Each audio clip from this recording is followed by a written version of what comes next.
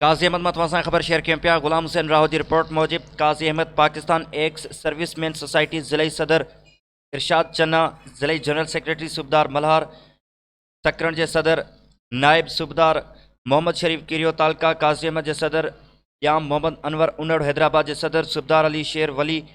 Nayab Sadar Ghulam Mustafa आराइन Nawab Shah,